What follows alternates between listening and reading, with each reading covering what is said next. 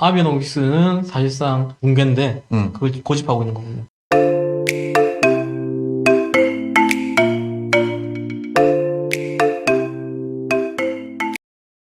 반갑습니다, 박사님. 안녕하세요. 네, 저 박진수입니다. 오늘 일본의 양적 완화가 위험하다, 상당히. 음. 이런 내용을 하시는 건가요?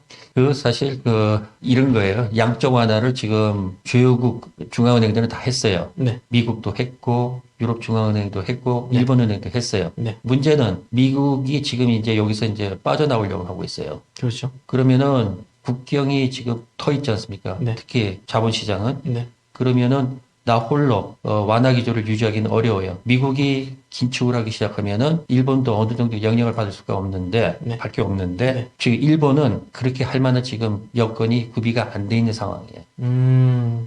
그래서 원래 이제 일본 하면은 음. 기축통화국 이러면서 사람들이 사실 뭐 약간은 시트키 음. 같은 이제 양적 완화를 한 또 뭐 버틴다 이런 얘기를 하고 했는데 지금 사신의 오펙이라고 하나요? 공개 지정 예, 예. 매입이라고 해서 그렇게 채권 금리를 무한정 사들였는 행위가 네.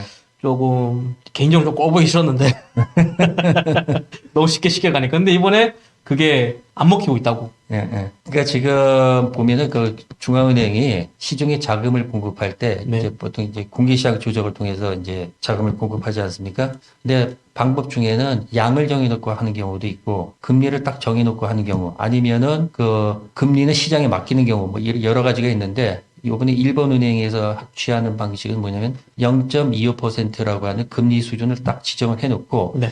그 수준에서 원하는 대로 무제한 다 공급하겠다. 이 말은 달리 말하면은 해당 시중금리는 0.25%를 넘으면 안 된다는 의미예요. 네. 근데 그렇게 된 배경이 보면 이 그래프에서 보여주듯이 미국이 이제 금리를 인상할 것이라고 하는 게 소문이 퍼지면서 미국 금리도 올랐지만은 일본도 그 영향을 받아서 금리가 오르고 있었어요. 네네. 근데 이게 이제 0.25% 이상으로 이제 올라갈 기미를 보이니까 일본은행이 더 이상 올라가지 마. 네. 절대 0.25%가 맥시멈이야. 음. 그래서 10년물 국채물에 대해서 10년 만기 국채의 수익률을 0.25%로 묶겠다. 이런 발상이죠. 그래서 오늘 일자로 지금 보이는 게 일본의 지금 금리이고 지금 0.45, 0.245% 네. 유지하고 있는 상황이군요. 예. 그런데 그러면 평소 같으면은 이런 N저 형상이 잡혀야 되는데 지금 엔화 약세가 잡혀야 되는데 지금 전혀 잡히고 있지 않다. 올해 두 번째 시행인데 첫 번째는 어느 정도 효과가 있을지 모르겠고 두 번째 시행에서는 전혀 효과를 보지 못하고 있다. 이게 일본 내 지금 언론사들이 지금 공포 분위기를 조성하고 있는 이유지 않습니까? 그렇죠. 그러니까 문제는 이제 엔화 약세 자체가 옛날에 특히 보면은 아베노믹스의 기본 틀은 뭡니까? 금리를 제로 금리로 낮추고 양적 완화를 통해서 엔화 약세를 유도하는 게 그 중에 하나였거든요. 엔화 약세는 전통적으로 보면은, 일본 제품의 국제 경쟁력을 높여서 수출을 늘리고 그걸 통해서 기업 실적을 개선시키는 그런 효과가 있어요. 전통적으로. 근데 지금 그동안의 구조 변화를 탓인지는 몰라도 엔화가 약세가 된다고 해서 일본 기업들이 실적이 좋아지는 그런 효과가 안 나타나고 있어요. 왜 그런 거죠? 그게 이제 뭐 여러 가지가 있겠지만은 일본 기업들이 그동안에 공장을 해외에도 많이 이전을 하지 않았습니까? 네네, 그렇죠. 그러다 보니까 엔화 환율이 수출 경쟁력과 크게 이제 관련이 없어진 거예요. 이제 이런 수출을 하는 기업들이 다 해외로 빠져나가기 때문에 그렇죠. 사실은 국내에서 그렇게 해봤자 예. 사실은 그렇게 좋을 건 없다. 예, 그런데 이게 공짜 점심은 없다고. 네. 엔화가 약세가 되면은 좋은 점은 수출 기업의 경쟁력을 강화시키는 좋은 점은 있지만 그렇죠. 반대급부로 뭐가 안 좋으냐면 수입 물가가 올라가요. 근데 일본은 지금 그 좋은 점은 없어지고 남은 부작용만 남은 거죠. 네. 일본 엔화가 약세되면은 수입 물가가 올라서 결국 물가 상승 압력을 높인다. 네. 이런 문제점이 이제 불거지고 있는 거죠.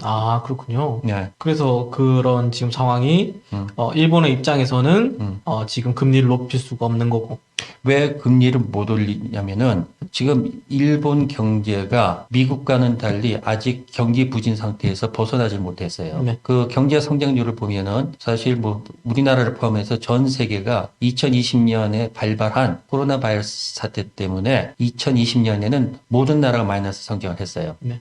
그런데 작년 들어서 그 기저 효과라고 하나요? 그동안 움츠렸던 그 경기가 2021년 들어서 이제 좀 약간 회복이 되면서 많은 국가들이 경제 성장률이 높아졌어요. 그래서 우리나라는 3% 성장을 했고, 네. 그다음에 미국이나 지금 제가 통계를 한번 볼게요. 한국은 3.5% 성장했고, 미국은 5.7%, 유로 지역은 5.2% 성장했습니다. 네네. 그런데 일본은 작년 1년 동안 평균에서 1.6% 성장에 그쳤어요. 아, 지금, 이거는 이제 소비자 물가 상승률이고, 네네. 제가 지금 말씀드린 건 성장률이에요. 네네. 자, 그러면 경기가 부진하다 보면은 일반적으로 그렇지 않습니까? 통화 정책을 정상화하는 걸 꺼려하기 마련이에요. 네. 중앙은행은. 네. 그런데 지금 경기가 부진하니까 네. 미국이 통화 정책을 정상화하겠다고 한 가장 큰 이유가 뭐냐면 국내 경기가 굉장히 개선이 됐거든요. 네. 노동 시장에서 거의 완전 고용 상태로 회복이 됐고 네. 반면에 일본은 그런 상황이 아니라는 거예요. 네. 그러니까 지금 내심 제로금리 정책, 양적 완화 정책을 계속 유지하고 싶은 게 일본 은행의 솔직한 심정이에요. 네. 가능하다면은. 네. 근데 이렇게 가능하게 된 이유 중에 하나가 또 하나 이제 요인이 있어요. 네. 지금 코로나 바이러스로 저게 공급망 차질이 생기고 그걸 여파로 국제 원자재 가격이 많이 올랐죠. 네. 그것 때문에 전 세계적으로 지금 모든 국가들이 물가 상승률이 높아지고 있어요. 그렇죠. 그런데 일본만 유독히 일본 물가 상승률이 굉장히 낮아요. 네. 자, 이 그래프를 보시면은 지금 그래프를 한번 보여주시죠. 네. 예. 보면은 미국 같은 경우에는 한 7.9%, 네. 우리나라도 한 3.2%, 네. 그리고 대부분의 나라가 뭐 5%에서 뭐 6% 이렇게 꽤 높은 수준을 유지하고 있어요. 네네. 이 5, 6%라고 하는 거는 사실 그동안의 그 글로벌 금융위기 이후에 선진국들의 물가 상승률은 2% 밑에서 거의 놀았어요. 네네.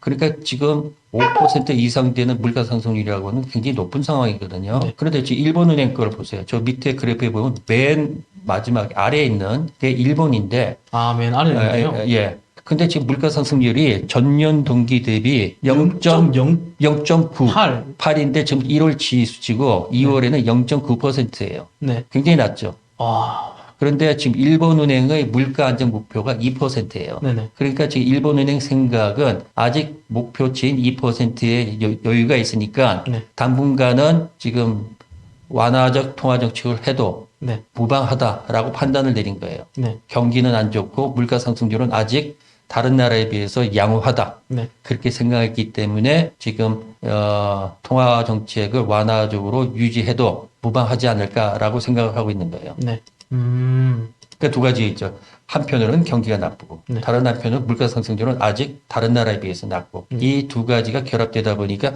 그러면은 미국이 금리를 인상하더라도 우리는 조금 더 좀 당분간 저금리 기조를 유지하자 이런 생각인 거죠. 그런데 지금 저금리를 계속 유지할 수 있는 상황이 되는 겁니까? 문제는 이거예요. 지금 저금리를 통해서 얻을 수 있는 이득이 많냐? 그 문제죠. 아, 그게 제일 문제죠, 사실은. 그렇죠. 그리고 저금리라고 하는 게 나름의 또 부작용이 있어요. 네. 그러니까 지금 두 가지죠. 하나는 그 저금리 정책을 하면 필연적으로 지금 엔화 약세가 불가피하지 않습니까? 왜냐하면 미국 등 다른 나라와의 금리 차가 벌어지는 거니까. 네. 그러면 그게 어떤 식으로 작용을 하냐면 엔화 약세로 나타나죠. 네. 그 엔화 약세를 한번 그래프를 한번 보여주시죠. 네. 네. 지금 보시면은 잠시만요, 기다리십시오. 예. 네. 지금 지속적으로 지금 오르고 있어요. 그래서 연초에는 뭐 110N 정도.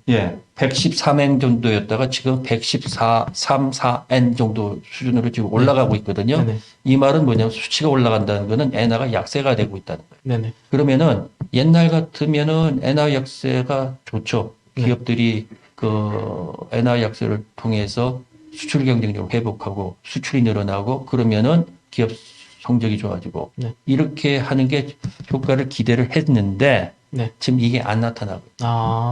과거처럼 이제 N저 형상으로 음. 기업이 막 살아나야 되는데 음. 그런 게 전혀 안 되는 거군요. 지금 네. 왜냐하면 기업들이 대부분 해외로 지금 이런 생산 시설이 있는 기업들이 해외로 떠나고 있는 상황이기 그렇죠. 때문에. 그러다 보니까 수출 경쟁력하고 큰 메리트가 없는 거예요. 네. 그래서 이걸 반영해서 주가하고 엔화 환율 간의 관계도 깨져버렸어요. 그래서 그 그래프도 한번 좀 보여주시죠. 네. 지금 보시면은 이제 빨간색이 니케이 주가 지수고 네. 파란색이 엔화 가치. 엔화 가치인데 네네. 동반 보면은 공식 파괴라고 있잖아요. 네네. 보면은 엔화 가치하고 일본 주가가 동시에 약세를 보이거나 네. 그 2020년 이후에 보면은 네네. 엔화 가치하고 일본 주가 동반 강세를 보인다거나. 네네. 왜냐면 둘이 반대로 가야 되거든요. 하나가 올라오면 다른 하나가 낮아져야 되는데 네. 같이 올라가거나 네. 아니면은 하나는 가만히 있고, 그러니까 엔화 가치는 약세인데 일본 주치는 정체예요. 네, 원래 지금 그런 특이한 형태를 보였는데. 예. 이제 지금 이게 전통적인 현상은 아니에요. 네네. 옛날 같았으면은 엔화가 약세가 되면은 네. 주가가 강하게 반등을 해야 되는데. 네, 그렇죠. 기업 실적이 늘어나니까. 예. 근데 그런 게 지금 2020년 이후에는 안 보인다는 거예요. 네네. 그 말은 뭐냐? 그 양적 완화를 통해서 얻을 수 있는 가장 큰 혜택이 뭐냐면 엔화 약세를 통해서 기업 실적을 높인다. 이거였는데 네. 이게 지금 사라진 거예요. 네. 그리고 네, 그렇죠. 이게 하나예요. 이게 좋은 점이 없어진 거죠. 네. 근데 나쁜 점은 뭐냐? 소비자들이- 수입물가 이건 어느 나라나 마찬가지인데 자국 통화의 가치가 떨어지면은 네. 수입 물가가 올라가요. 그렇죠. 우리나라도 마찬가지고 일본도 마찬가지고 미국도 마찬가지입니다. 네. 그런 효과는 고스란히 남아가지고 일본 경제에 부담을 주는 거죠. 그렇군요. 그러면은, 결국은 소비자들한테 이게 부담이 들어가겠네요. 그렇죠. 근데 지금 문제는 뭐냐면 아까 그 일본의 물가 얘기를 했잖아요. 네. 일본의 물가를 얘기했는데 왜 0.9%밖에 안 나왔느냐? 네. 요게 이제 지금 일본 경제가 안고 있는 구조적 문제점이 있는 거예요. 그렇죠. 굉장히 선진국 대열의 대부분 높은, 그렇죠. 우리나라가 지금 인플레이션 3.2%로 보이는데. 비교적 낮지만은 일본에 비하면 세 발의 피해예요. 그렇죠. 그런데 지금 미국 같은 경우는 거의 8%대고 네. 그리고 웬만한 나라는 다 5%대요. 일본은 거의 디플레이션을 걱정해야 될 상황인 그렇죠. 거예요. 지금 0.9%라는 건 굉장히 낮은데 네. 이게 가만히 들여다보면은 뭘로 이걸 갖다 극복을 했냐면은 기업들이 이윤을 축소를 하고 그러니까 가격 인상을 안 함으로 해서 이윤에서 손해를 보는 거예요. 네. 아니면은 임금을 동결시키거나 두 가지로 같이 하다 보니까 0.9% 상승에 그친 거죠. 네. 지금 이 말은 뭐냐면 기업이나 일본 그 가게들이 그동안에 상당히 허리들을 졸라맸다는 거죠. 네. 허리들을 졸라맸는데 지금 수입 물가가 올라가면은 네. 이제 여기다 이제 더 얻는 거죠, 부담을. 네. 이게 그러니까 기업들이나 시장의 안정을 위해서 사실은 이런 근로자라고 표현해야 될까요? 이런 소비 이제 일하는 사람들의 임금을 동결해서 경쟁력을 계속 키워왔었는데 사실은 그 역효과가 시장이 얼어붙는 결과를 만든 거군요. 그렇죠. 그러니까 지금 말하자면 정상적이라고 하면은 기업이 원가가 오르면 그걸 가격에 일부 전가할 수 있어야 되는데 네. 전가할 수가 없을 정도로 지금 경쟁력이 약화된 상태예요. 소비자는 이런 금리를 올릴 순간 이걸 또 안을 수 없는 상황이다. 그렇죠. 왜냐하면 그동안 임금이 정체돼 있었는데 네. 지금 여기서 이제 하나 재밌는 현상이 뭐냐면은 네. 물가 상승률이 지금 미국은 8% 아니에요. 네. 일본은 1%라 칩시다. 네. 그러면은 6%만큼 일본 가게들은 득을 본 거죠. 네. 그런데 이거하고 그러니까 지금 일본은 임금 동결을 통해서 1%의 물가 상승률을 잡는 데 성공을 했어요. 네. 반면에 미국은 그러지 않고 그걸 고스란히 가격을 전가해서 인플레로 다 발현됐죠. 네네. 그러면은 인플레가 나쁜 이유가 뭡니까? 인플레가 나쁜 이유는 사실은 가격 상승으로 인해서 소비자의 부담이 증가하기 때문이죠. 구매력이 떨어지는 거죠. 네. 말하자면 호주머니가 헐거워진다는 거죠. 네. 그런데 소득이 줄어서 헐거워지는 거하고 네. 물건값이 올라서 구매력이 떨어지는 거하고 결과적으로는 똑같은 거 아니에요. 네네. 그러니까 일본이 지금 그런 상황이에요. 네. 물가 상승률은 낮지만은 네. 임금 동결을 통해서 얻은 물가 안정이기 때문에 이것이 구매력 면에서는 동일한 효과, 물가 상승만큼 동일한 효과를 가져온다는 거죠. 네. 그러니까 물가 상승이 낮았다고 해서 웃을 수만은 없다는 거죠. 네네. 거기다가 지금 일본의 경우에는 생산자 물가 지수가 9% 상승했어요. 네. 이 말은 뭐냐면은 파이프라인을 통해서 지금 물가를 올릴 수 있는 압력이 상당히 커져 있다는 거예요. 아, 원자재 가격이 상승했다는 그렇죠. 거군요. 원자재 가격이 공급망 차질이라든지 국제 원자재 가격 상승 여파는 일본도 피해갈 수는 없는 거예요. 그렇죠. 그러니까 생산의 물가는 다른 나라처럼 많이 올랐죠. 네. 단지 그게 소비자 물가로 반영이 안 됐을 뿐이에요. 네. 그러면 뭐냐? 언제까지 이렇게 내핍을 통해서 막을 수 있느냐? 그건 기대할 수가 없다는 거죠. 아. 언젠가는 터질 거라는 거예요. 네네. 근데 이런 상태에서 엔저가 계속 지속되면은 어떻게 되겠습니까? 그러면 물가는 오르고 네. 임금은 동결된 상태에서 네. 물가 상승, 물가마저 이제 현실화돼 버린다. 네. 그러면 일본 가게는 견딜 수가 없겠죠. 그렇죠. 그러니까 이런 말하자면 엔저의 긍정적인 효과가 없어진 상태에서 나쁜 효과만 지금 강화되고 있고 앞으로 더 심해질 거다. 아, 그러면 결국은 남은 수는 임금 상승을 시켜야 되는 건데, 이게 장기적으로 대처해야 되는 부분인 건데, 이거를 갑자기 급박하게 올린다고 하여, 사실은 그게 정상적으로 대응이 가능한 부분은 아닌 거지 않습니까? 저는 그래서 지금 구로다 총리가 총재가 지금 옛날 뭡니까 아베노믹스를 한 사람 아니에요. 네. 근데 이 사람의 저금리 정책이라고 하는 게 굉장히 보면은 옛날식 사고를 반영하고 있어요. 네. 저금리는 무조건 경기를 갖다가 촉진하는 효과가 있다. 네. 근데 이게 지금 이제 깨져버렸어요. 아까 그렇죠. 방금 말씀드렸듯이. 네. 외려 저금리에 대한 피해가 이제 커진 거죠. 네. 근데 지금 구로다 총재는 이걸 계속 고집하고 있는 거예요. 아, 아베노믹스는 사실상 붕괴인데, 그걸 고집하고 있는 거군요. 그렇죠. 아베노믹스가 처음에는, 아베노믹스 처음 시작을 했을 때는 이게 엔화 약세를 유도하고 그것이 기업 성적, 실적 개선으로 연결이 됐어요. 네. 그런데 문제는 여기서 그다음 임금 상승으로 연결이 안 됐어요. 네. 그러니까 아베노믹스가 마지막 단계 임금 상승으로 연결된 그 관문에서 실패한 거죠. 아, 그런데 지금 그런 현상이 지금 계속 유지되고 있는 거예요. 이 소비자의 이런 경쟁력 강화를 통해서 선순환이 일어나야 되는데, 그 선순환을 실패한 거군요. 그렇죠. 그러니까 지금 여기서 이제 일본의 문제점이 이제 드러나는 거예요. 네. 소위 말해서 거시경제 정책을 통해서 경제 상황을 호전시키는 데는 이제 한계에 봉착했다. 옛날 같은 그런 전통적인 채널이 작동을 안 한 상태에서 구조 조정을 지금 계속 밀어오다 보니까 일본 경제의 생산성이 굉장히 지금 많이 오르고 있질 않아요. 아, 그러면 마치 예전에 잃어버린 30년.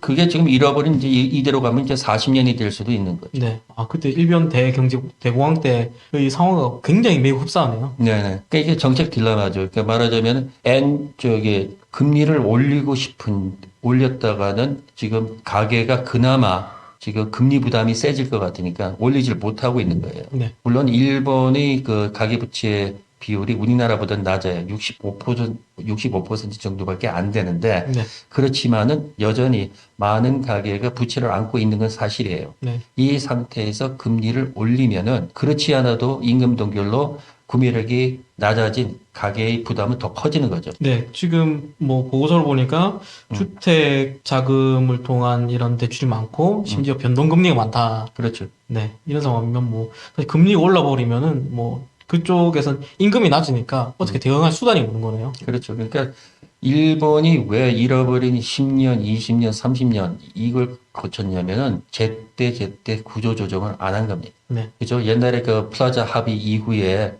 엔화 강세를 유도했을 때 일본은행이 엔화 강세를 또 추가적으로 유발할까봐 금리를 인상을 못했어요 그때. 그러니까 지금 금리를 올려야 돼. 왜냐면 경기가 뜨거워지거든요. 지금 그 당시에 그 일본 경제가 굉장히 따끈따끈했어요. 부동산 쪽으로 막 돈이 몰려가고 그러다 보니까 좀 약간 냉각을 시키기 위해서는 금리 인상을 할 필요가 있었는데 그때 금리 인상을 못한 이유가 뭐냐? 엔화 강세를 촉발할까 봐. 그때도 비슷한 딜레마예요. 금리를 올려야 되는데 엔화 강세로 올까봐 못한 거예요. 네, 근데 지금도 비슷한 딜레마죠. 네. 금리를 올리자니 그렇지 않아도 취약한 가계의 구매력이 더 떨어질까봐 못 올리고 있는 거예요. 네. 스토리는 다르지만은 딜레마 상황인 건 마찬가지예요. 음, 왜 이렇게 되느냐? 구조 조정을 제때 못하다 보니 결과적으로 이럴 때 딜레마 상황에 처하게 된 거죠. 아, 알겠습니다. 그러면은 오늘 여기까지인가요? 아니면은 그러니까 또 이런 게 있어요. 지금 제가 제일 싫어하는 정책이 뭐냐면은 어떤 금리를 중앙은행이 인위적으로 딱 틀어막고 통제를 하는 거예요. 네. 지금 일본에서 일본 은행에 대한 불만이 뭐냐면은 지금 금리에 대해서 개입을 하잖아요. 또 하나 주가가 또 약세를 보이면 또 주식을 매입하는 식으로 또 시장 개입을 또 해요. 네. 그러다 보니까 이게 너무 시장에 개입을 많이 하다 보면 어떤 거죠? 계획 경제의 비단이 그대로 나타나는 거죠. 자원 배분이 왜곡이 되는 건데 대표적으로 그래요. 10년물 국채를 찍어서 시장 개입을 하다 보니까 나머지 여타 만기의 시장 금리는 오르는 거예요. 네. 그래서 예를 들어서 30년짜리하고 10년짜리의 금리 격차가 벌어지고 있는 거죠. 네. 10년은 0.5에서 묶여 있는 반면에 30년은 개입을 안 하니까 계속 올라가는 거고. 네. 왜? 미국에서 금리를 올리니까 대응을 해야 되니까. 예, 그렇죠. 이게 시장 왜곡을 일으키는 거거든요. 네. 이런 게 좋지 않다는 거예요. 음. 그러니까 저게 모든 문제는 정책은요. 서서히 본원적인 문제부터 근원적인 문제부터 풀어서 네. 하나하나 해결해 놔야지 나중에 지금 일본이 처한 그런 딜레마 상황에 안 빠지는 겁니다. 네. 지금 일본은 그 딜레마 상황에 빠진 거고요. 아, 네. 오늘은 지금 아베노믹스가 사실상 실패, 복음 붕괴, 그리고 저기 나홀로 네. 완화는 불가능하다. 네. 그리고 굉장히 위험하다. 네. 일본의 경제 상황이 굉장히 위험한 상황에 직면했다. 그게 좀 애처롭다고 얘기를 하나요? 그렇죠. 위험하다기보다는 네. 좀 뭐라 그럴까 불안 국면을 지속할 수밖에 없지 않느냐 이런 우려도 생기는 거죠. 저는 대가를 쓴 만큼 되돌려 받는 걸 생각합니다. 공짜는 없다. 네. 뭐 사실은 자기들이 뭐 국가 이런 뭐 기출동화라고 뻥이다가 뭐 이렇게 된 게 아닌가. 근데 반면 교사를 삼아야 돼요. 그럼 우리는 일본에 대해서 뭐 우리는 일본에 갖고 있는 문제를 안 갖고 있냐? 그건 전혀 아니죠. 아니죠. 그러니까 반면 교사로 삼아서 네. 우리가 일본이 처한 그런 정책 딜레마에 빠지지 않도록 우리도 정책 환경, 그러니까 이제 구조조정을 제때 한다든가 이런 식으로 좀 많은 신경을 써야 됩니다. 네, 알겠습니다. 오늘 말씀해 주셔서 정말 감사합니다. 감사합니다. 네, 그리고 다음번에는 일본의 이 엔저 이런 임금 동결 상황에도 왜 기업들이 빠져나갔나에 대한 얘기를 하도록 하겠습니다. 네, 감사합니다. 감사합니다.